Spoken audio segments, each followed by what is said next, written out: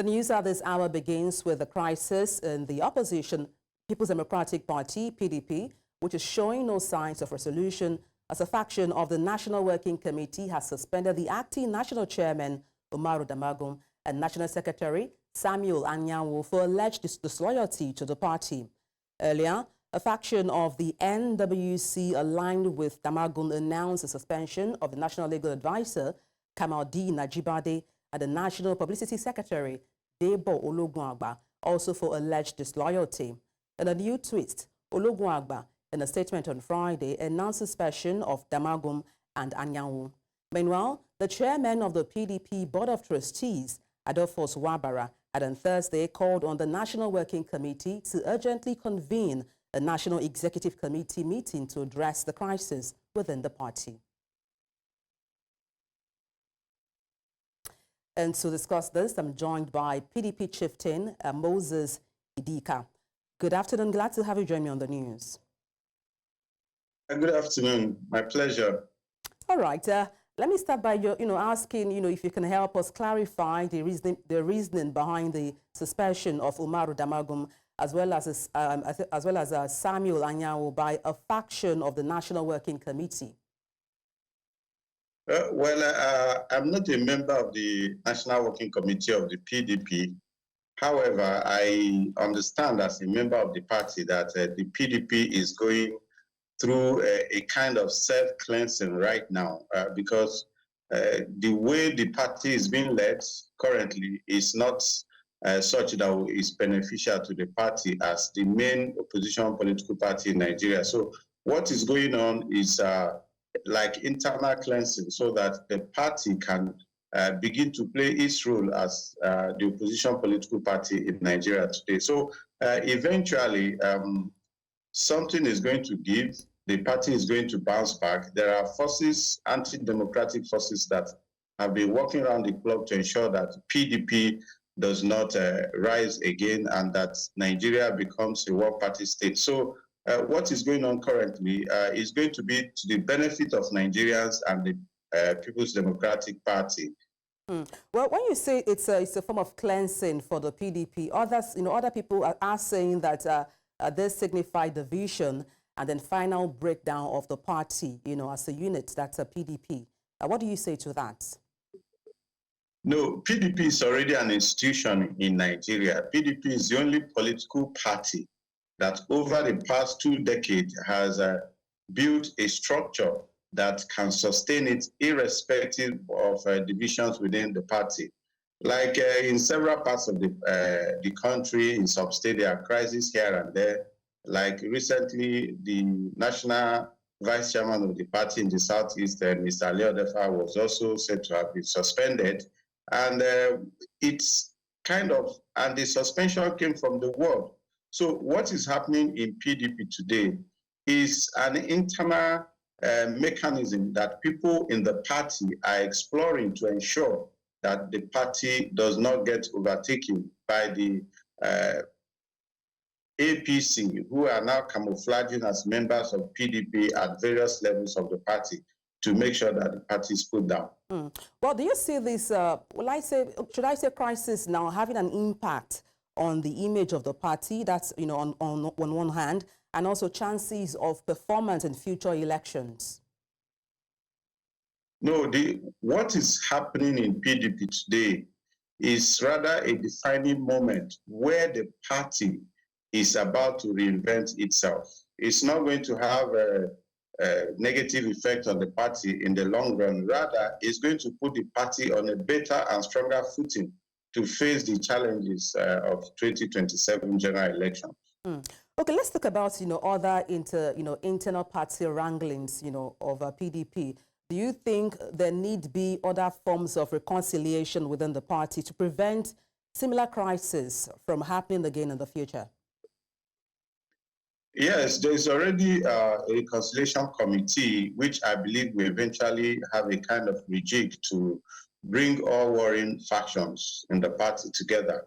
However, there are certain forces within the party that would always work against unified PDP. So until those forces are uprooted from the party, it is only then that there can be a genuine reconciliation. So definitely going forward, there has to be a form of reconciliation where every grievances among members and among groups within the party, there have to be a kind of a common ground, because divided, of course, we will fall, but united, we are definitely going to make progress. So yes, there is going to be a reconciliation, but the reconciliation will be based on genuine collective interests of the People's Democratic Party, by extension, the Federal Republic of Nigeria. All right, thank you so much for your insight on the news. Moses Edika, PDP chieftain, many thanks indeed for your thoughts. Thank you very much. Welcome. And to update on the Rivers Assembly crisis, the Court of Appeal sitting in Abuja has affirmed Martins Amaewhule as the authentic Speaker of the Rivers State House of Assembly. The appellate court, in a unanimous decision by a 3-member panel of justices, also validated the Amaewhule-led members of the Rivers State House of Assembly as bona fide lawmakers of the state. And this is coming months after Governor Siminalayi Fubara appealed the judgment delivered by the Federal High Court on January the 22nd, which nullified the 2024 budget of Rivers State on the premise that it was not presented before members of the state known by law. Our correspondent, Emmanuel Bagudu, tells us more. Another victory for the 27 lawmakers and their speaker, whom Governor Siminalayi Fubara of Rivers State had declared their seat vacant. According to the appellate court, Fubara shot himself on the foot when he voluntarily withdrew a counter-affidavit he filed to challenge a legal action instituted by the Speaker Amaewhule-led faction of lawmakers, instituted to be recognized as valid members of Rivers State House of Assembly. The court held that Governor Fubara's decision to present the 2024 Rivers State Appropriation Bill to only 4 out of 31 members of the Assembly amounted to a gross violation of Section 91 of the 1999 Constitution as amended. Right Honorable Martins Amaewhule is the authentic Speaker of the Rivers State House of Assembly, as found by Justice Omotosho, and that the other 26 members are still the valid members of the House of Assembly. And any act done without these persons participating is clearly a nullity. The number required to conduct the business of the House of Assembly, this has not been done. As claimed by the factional leader, I think this one has ended his tenure as factional Speaker of the House of Assembly. I think that's the end of all these disputations and contestations. Reacting to the judgment, the Speaker of the Rivers State House of Assembly expressed his confidence on the law and the court to restore order to the state. So we are happy that indeed we still have the judiciary that is interpreting our laws the way they should interpret our laws. We are not surprised, because we have always said it, that we stand on the path of the rule of law. We will ensure at all times that we keep to our constitution, obey our constitution and the laws of Rivers State. It will be recalled that the Rivers State Assembly was factionalized owing to the frosty relationship between Governor Fubara and his predecessor, the Minister of the Federal Capital Territory, Nyesom Wike. Again today, the Court of Appeal made it clear that the Governor of Rivers State does not have a budget upon which is governing the states, because the Court of Appeal upheld the judgment delivered by Justice Omotosho, wherein he declared that there is no budget for Rivers State for the fiscal year 2024. What the Court of Appeal has done today is to reaffirm the judgment delivered by Justice Omotosho, and every single matter decided in that judgment by Justice Omotosho was upheld today by the Court of Appeal. The court also ordered Governor Fubara to pay a fine of 500,000 naira to each of the respondents as damages. In Abuja, for News Central, I am Emmanuel Bagudu. Meanwhile, the Rivers State government has reacted to the appeal court judgment on Thursday in Abuja on the State Assembly crisis. The state government says the judgment did not reinstate the Martins Amaewhule-led faction of the State House Assembly by any stretch of imagination. In a statement signed by State Attorney General and Commissioner for Justice, Israel Dagogo Iboroma San in Port Harcourt on Thursday, the government clarified that Amaewhule and 26 others had defected on December 11, 2023, adding that their seats became automatically vacant from the day they announced their defection from the PDP, People's Democratic Party, to APC, All Progressives Congress, to the whole world. The Attorney General insisted that the issue of defection of Amaewhule and 26 others was never before the Federal High Court and the Appeal Court, Abuja, and therefore no court has legitimized their membership of the House of Assembly on the basis of the defection.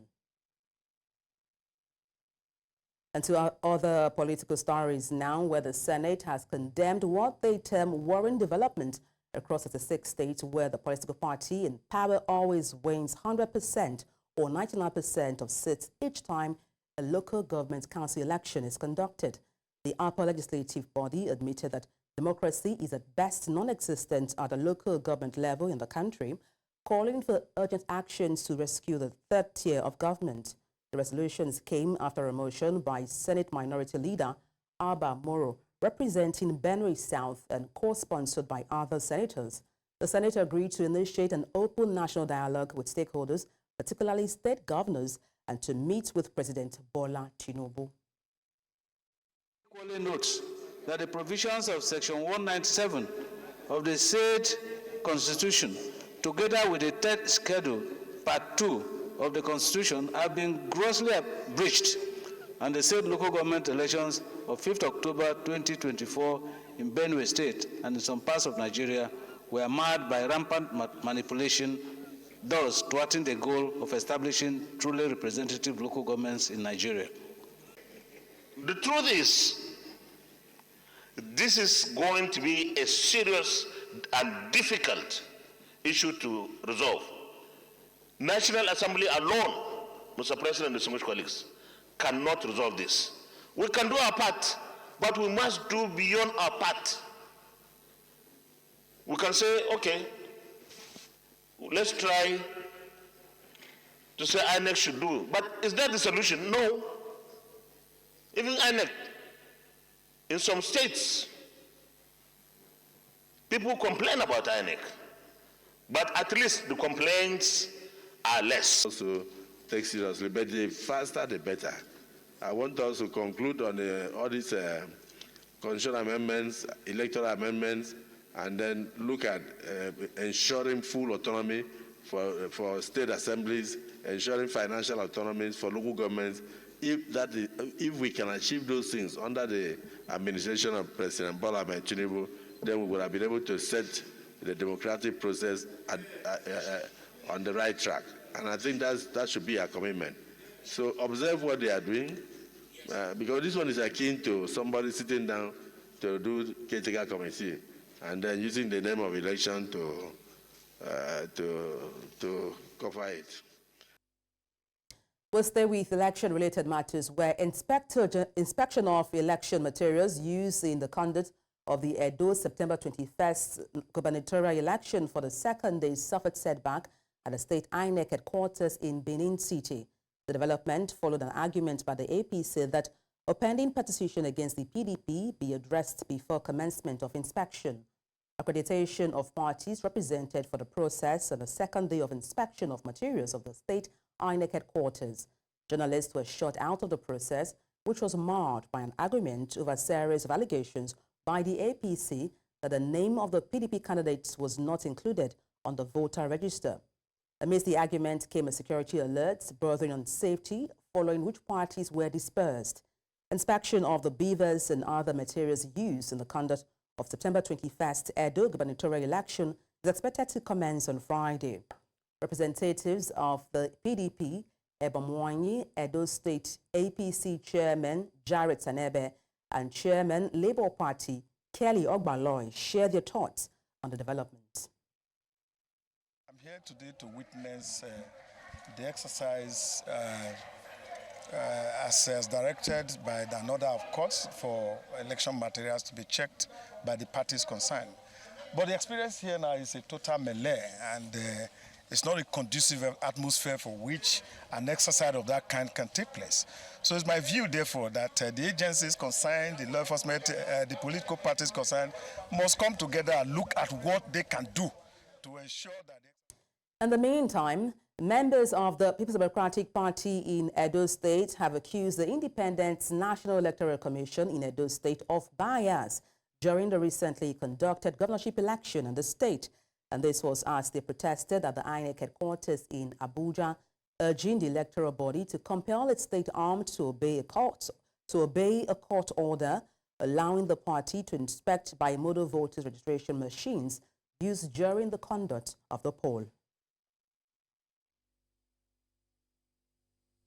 Only APC agents were allowed into the State Collection Center after they had moved collection for places like Oredo to the State Collection Center. Yeah, if you will recall, gentlemen of the press, we raised concerns about Mr. Amaewhule, the State Resident Electoral Commissioner, and that we did not trust because of where he was coming from. And they told us there was no problem that he would perform it, that they were sending national commissioners. But what did we see at the end of the day? Even the IRF did not tally with what INEC announced. INEC is the custodians of democracy. Without democracy, there won't be INEC. And without INEC, there won't be democracy. The nation is losing faith on INEC. And this is what we have come to register. That you must change that perception. You must change that belief. We are here, Honorable Commissioner, to plead with you all to let INEC do the right thing and get Edo State back on track. We need the right people that have been elected by the people to be installed. That is why we are here demanding that Aswe Oge mandate be returned. I want to appreciate all of you for being peaceful the way you come here. Of course, you will have your grudges, you will have your differences, and that's why you are here. And we have collected your letter, and we are with it here. We are telling you we are going to look into your letter, look into your grievances, and address it accordingly. We go on a break, and when we return, we'll tell you on International Day of the Girl Child, advocates in Nigeria seek support for Nigerian girls. Stay with us. Thank you for staying with us. The Independent Petroleum Marketers Association of Nigeria has resolved its disputes with the Nigerian National Petroleum Company Limited following a meeting with the Director of the Department of State Services, Adebola, and this was disclosed by the National PRO and spokesperson for IPMAN, Chinedu Ukadike, in an interview with News Central TV. The dispute arose due to the high cost of premium motor spirits sold to IPMAN members by NNPCL. Previously, IPMAN had threatened to hold operations nationwide. However, with a resolution, Dangote will now supply independent marketers through IPMAN. The association has agreed to await the implementation of the signed resolution, thereby averting a potential strike. The director of DSS yesterday intervened, and we reached a conclusion, and some measures are going to take place. He has also resolved that Dangote is going to sell to us independent marketers. He has also resolved that NNPCL will load us out all our tickets that is in their system, so that we can be able to buy from anywhere we want to also buy. He also went out for that to resolve the issue of our money that has been hanging in the Petroleum Equalization Fund, and the head of NNDPR graciously approved the sum of 10 billion naira to be able to pay the outstanding. These are the things that have been lingering for a very period of time. And all right. The director of within just 3 hours resolved most of this. So we're no longer going on strike, but we are watching for the implementation of all that we have agreed upon. The Defense Headquarters says the troops have neutralized notorious terrorist leader Mai Hajabi. The Director of Defense Media Operations, Major General Edo Adedugba, says Hijabi was notorious for terrorizing communities in Taraba State and warned other leaders of troops' commitment to ending the reign of terror. Amaewhule tells us more. The Director of the Defense Media Operations, Major General Edo Adedugba, informed newsmen of the progress of troops in the last 2 weeks. He says that much has been achieved, as troops have significantly dealt fatal blows on terrorists and their conspirators, adding that notorious terrorist leader May Hijabi has met his unfortunate end. Our operations have destroyed a substantial part of the combat capabilities and capacity of the terrorists, particularly their leadership.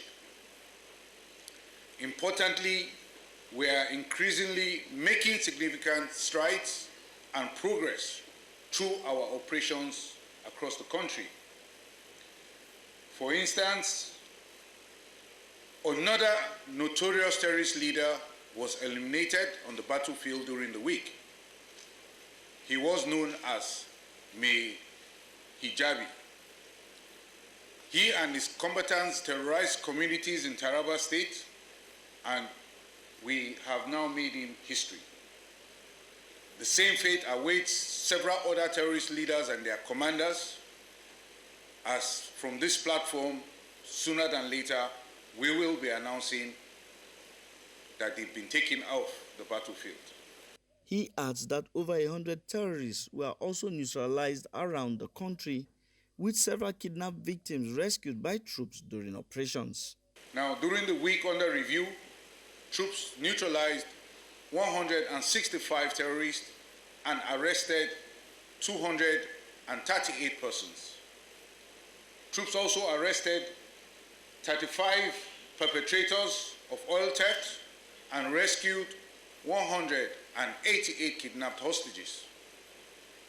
In the South-South, troops denied the oil theft of over 688 million naira worth of crude oil. The director assured citizens that the defense headquarters will not relent in its efforts to restore peace back to troubled communities. In Abuja for News Central, I am Amaewhule.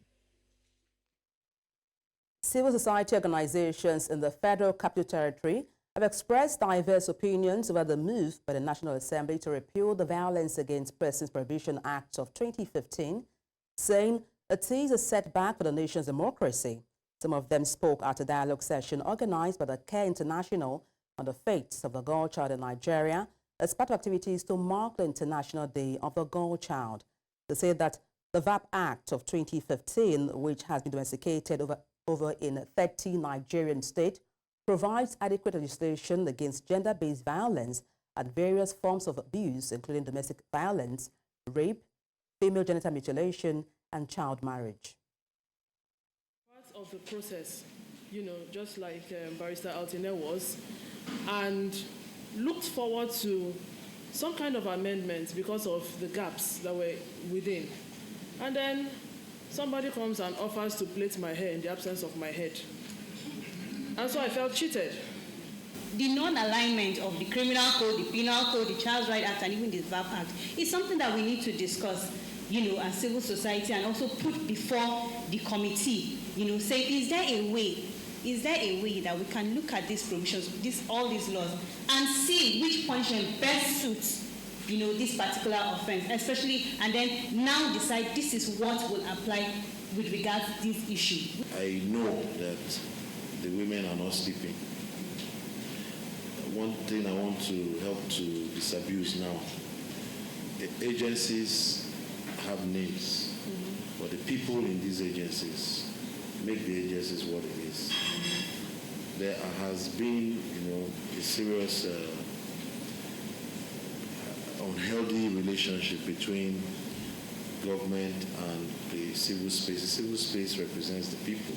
Exactly. And we have been trying to bridge this gap since we came.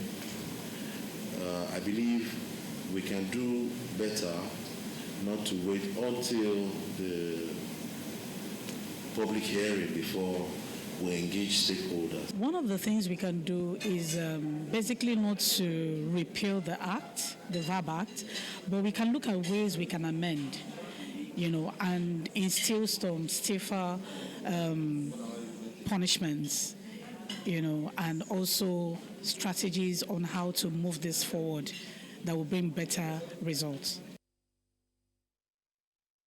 And joining us to unpack this is Dorcas Hemba, Program Officer, Women's Rights to Education Program. Good afternoon. Glad to have you join me on the news.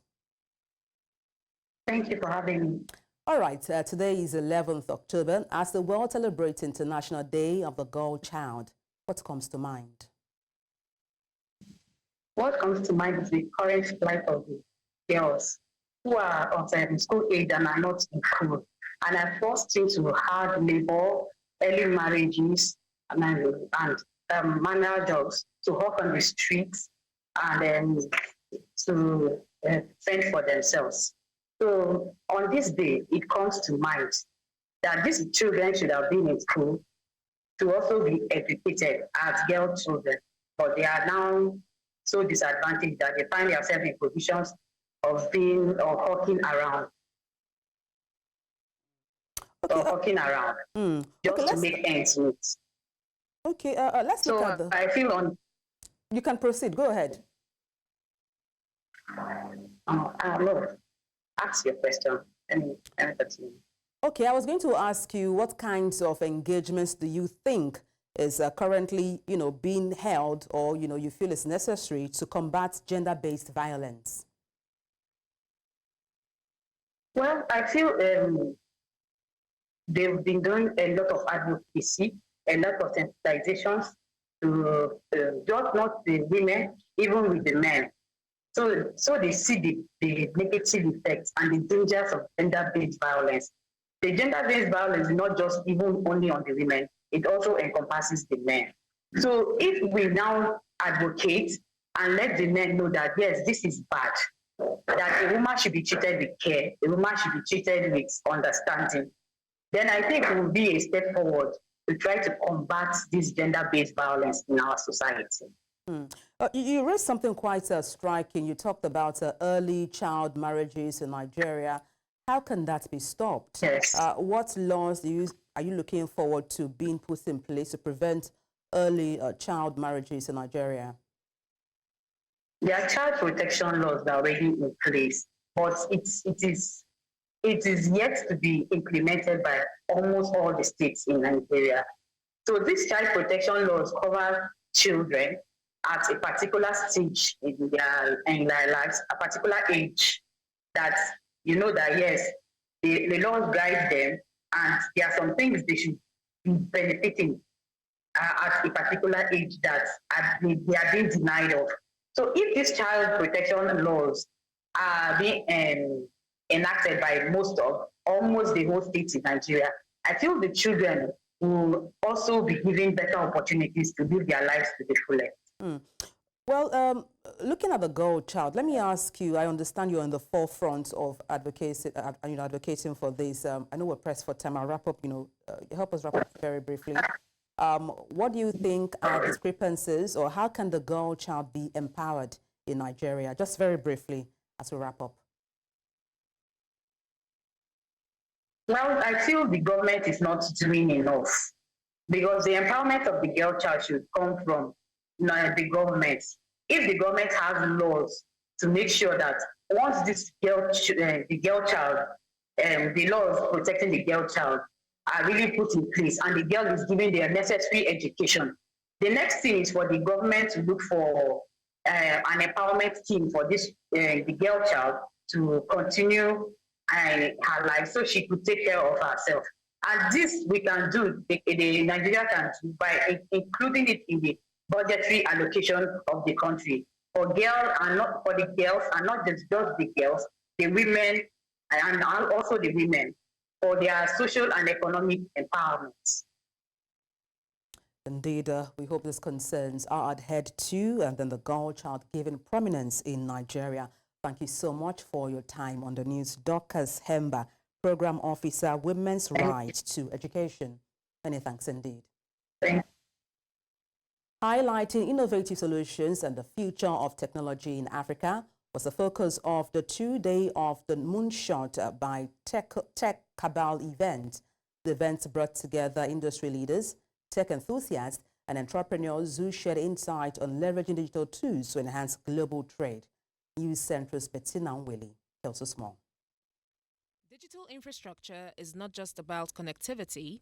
It's about creating an ecosystem that enables seamless transactions and fosters innovation. The goal is to ensure that businesses across Africa can compete on a global scale. Nigeria is actually doing pretty okay because of the great work that the regulators and the central bank have put in place in putting the baseline, which people can build on top of. So you have specific things like the BVN system, the NIBS National Instant Payments, which really help to ensure a smooth platform on which people can build on top of. Africa today has 54 countries, but guess what? The compliance regulation in Nigeria is different from Ghana. The license that is required in Nigeria is different from what is required in Kenya, and so you are consistently thinking, how do I ensure that I am compliant with the regulatory body, with the compliance and legal laws that have been put in place, just so that you are not thrown out of the market. Among the topics discussed were advancements in blockchain technology, the role of fintech in facilitating trade, and the urgent need for policies that support digital commerce. Africa today is tagged as an high-risk continent. And so it means that the KYC levels for Africans are more stringent. And by more stringent, it means that more information is requested from a customer before you can create an account. The implication of that is that you have a lot of customers complaining that I just want to create an account. Like, why are you asking me too many questions? And that in a way can impact the revenue it is that you may earn from that customer if the customer decides to churn. Hoping that with more improved collaboration, with more interoperability, with more data being merged, or having data in a central repository, then that way it's easier to connect with the different payment service providers in Africa and beyond. Yeah. How do you now think about verifying physical location when some parts of the country don't necessarily have physical addressing infrastructure? But I think a lot of the fintechs that are in Nigeria are working very hard towards solving this problem, and I would definitely say that it's amongst the more sophisticated fintech markets that I've seen in Africa, and I've worked in almost 30 countries here. While stakeholders have expressed optimism about the potential for collaboration and investment in African tech, it is clear how technology is shaping the future of commerce in Africa. In Lagos, for News Central, I'm Bettina Nwili.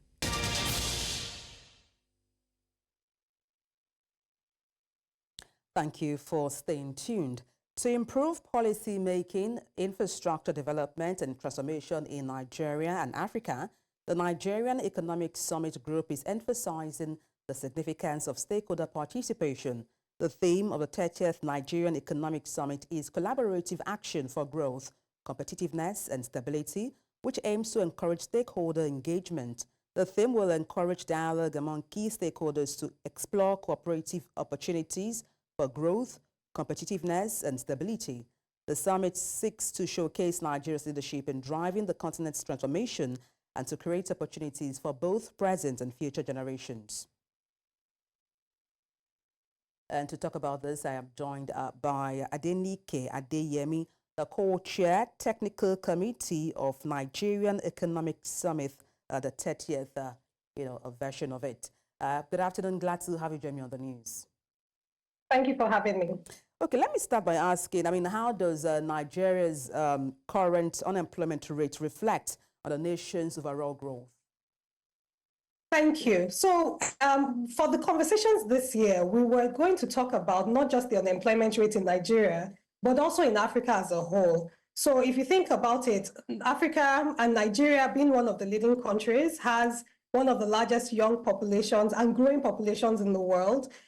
In the next 5 years, we would expect that 70% of sub-Saharan Africa will be young people. About 1/3 by 2050 will be Nigerians. So we have a bulging youth population, which can portend so many things, demographic dividends of job creation, innovation. We just did a session around just digital technology and innovation, and a lot of young people are leading that. But there's a large rate of unemployment and underemployment and a challenged economy.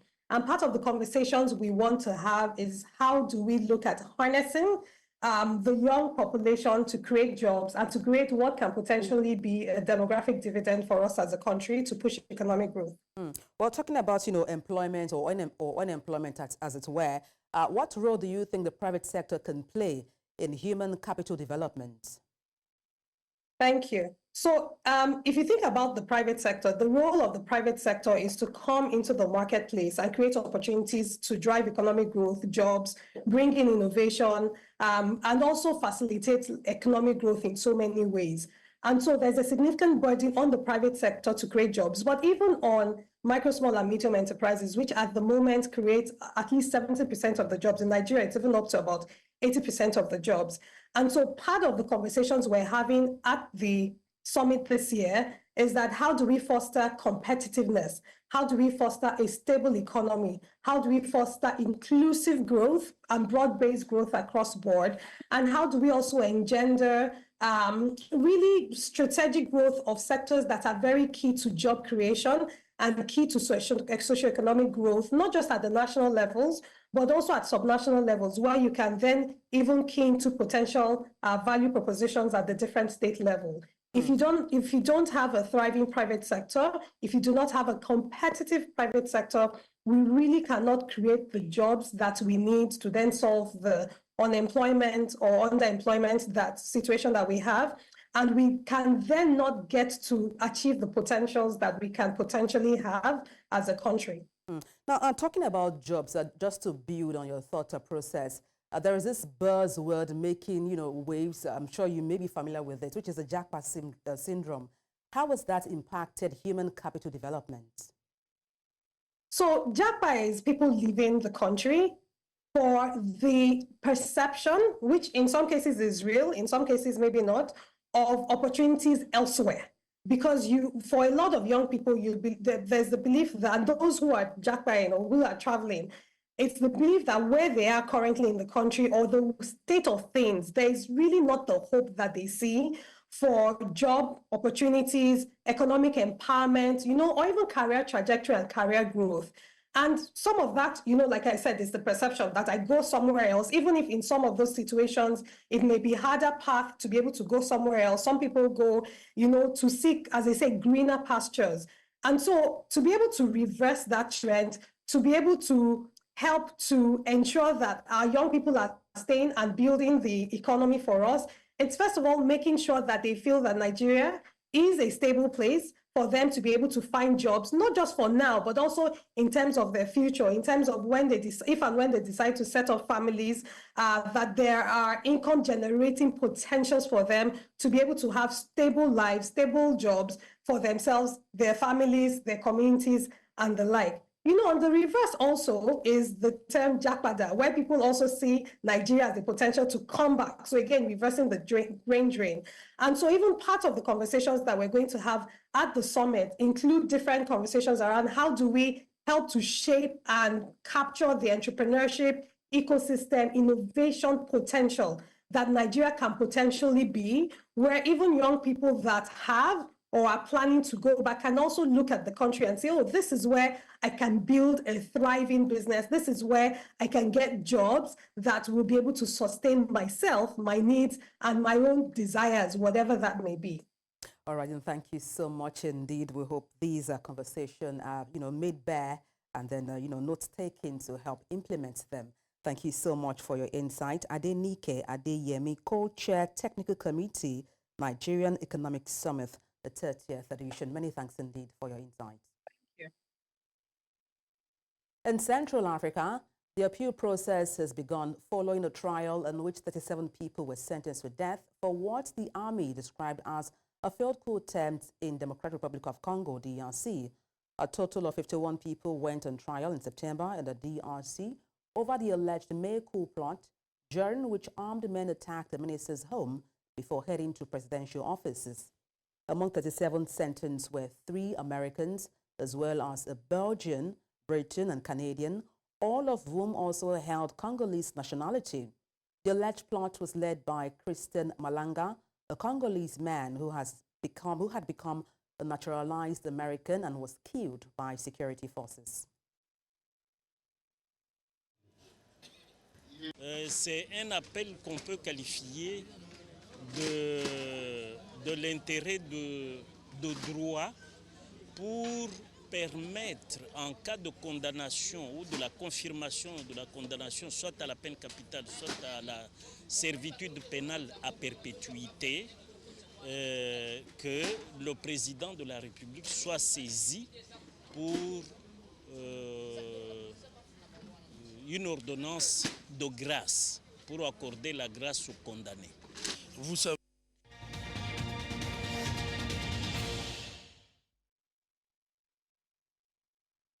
At least 11 people have died as Hurricane Milton unleashed tornadoes across Florida. According to officials, Florida was grappling with flooding, power outages, and other woes from a storm that was milder than many had feared could be catastrophic. The hurricane tore through the state late on Wednesday before surging into the Atlantic, leaving behind roads blocked by fallen trees and power lines. It also ripped off the roof in a baseball stadium. Approximately 3 million homes and businesses are without power. Local authorities said the fatalities include 5 in St. Lucie County, 3 in Volusia County, 2 in the city of St. Petersburg, and 1 in the city of Tampa. Thus far, it appears that tornadoes rather than floodwaters are responsible for the storm's death toll. Street, about 3 in the morning, I get banging on the door. Get out of your house, get out of your house. I got up, I opened the door, and more water came pouring in. So I tried to get a bunch of my stuff, valuables and stuff, and time when I left there, about 35 minutes, it went up to my waist. So I got my cat and all that, and we just swimmed out of there, you know. It's off.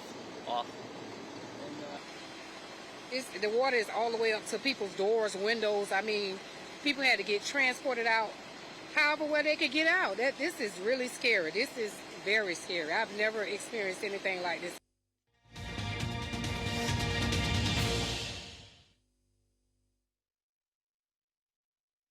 The third African Monetary and Economic Sovereignty Conference continues in Addis Ababa, bringing together academics, policymakers, and thought leaders from across Africa and beyond to discuss pathways to economic sovereignty for the continent.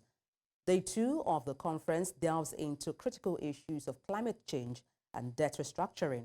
News Central's business correspondent, Pedro Fasomi Peter, has more. It's day 2 of the African Monetary and Economic Sovereignty Conference. And today, it is expected that participants and panelists will be able to draw a nexus between climate change, debt restructuring, and economic sovereignty. But the question is there really a connection between these three? We'll find out. Africa's inability to invest in the building blocks of development and prosperity is because our fiscal policy space has been consumed by external debt, external borrowing. And when you zoom in and look at the real sources of external borrowing, you find structural economic entrapment that has colonial roots. And so the restructuring of debt would be much easier if we had different systems, different frameworks from which we are restructuring. At the moment, it's only one system run by the IMF and the World Bank and the creditors, and that's not good for countries in Africa, for instance. These and many more statements like it startled some participants. The failures of the leaders on the continent of Africa, shouldn't we address that first before we begin to talk about whatever is happening outside of our control? However, the panelists seem to have answers. African borrowers borrow sometimes 8, sometimes 11 times the rate at which the European or advanced nations borrow. So in as much as we go to borrow freely, but we are treated in a way that is actually unfair and biased against us. We were supposed to be the continent or the place for cheap raw materials for the industrialized world. We still play that role today. Number 2, we're supposed to be the consumers of technologies and industrial output from the global north. We still play that role today. And most importantly, we're supposed to be the place where obsolete technologies, assembly line manufacturing that is no longer needed in the industrialized world is outsourced to us under the label of development, cooperation, or job creation. But effectively, it locks us at the bottom of the global value chain. Is there a way forward? the solution to getting out of these traps happen to be not only solutions that help us develop and get rid of the sources of external debt, but all of the solutions are actually climate solutions. So that is investing in food sovereignty and agroecology. That is a climate policy. That is also a policy to the root cause of external debt. And number three, most importantly, Pan-African green industrial policies to use the critical minerals that we have, to use the labor force that we have, which is the youngest labor force on the planet, the complementarity of our resources and capabilities to manufacture and deploy clean energy infrastructure, clean cooking infrastructure, clean transportation infrastructure. All of this is real economic transformation to get out of the colonial traps, but it's also climate solutions. Does it seem to you like these conversations seek to absolve African leaders of any wrongdoing or responsibility?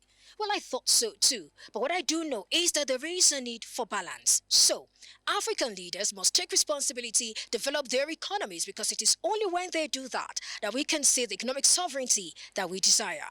From Addis Ababa, for News Central, I am Perpetua Fasami Peter. Indeed, we do hope that African conversations about Africa, is put in, the front gear at that conference, which is the final day, AMES conference happening in Addis Ababa. And that's all on the news at this hour. Before we go, let's take a look again at some of the major stories.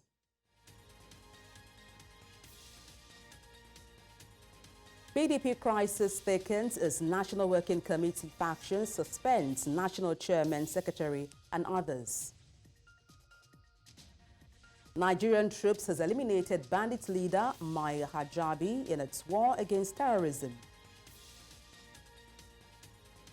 We also told you that appeal process has begun for 37 sentenced to death over failed coup attempt in DR Congo. You can watch News Central live on DSTV channel 422, Star Times channel 274, Avo TV, and YouTube. Many thanks for watching. I am Adebola Adedugba.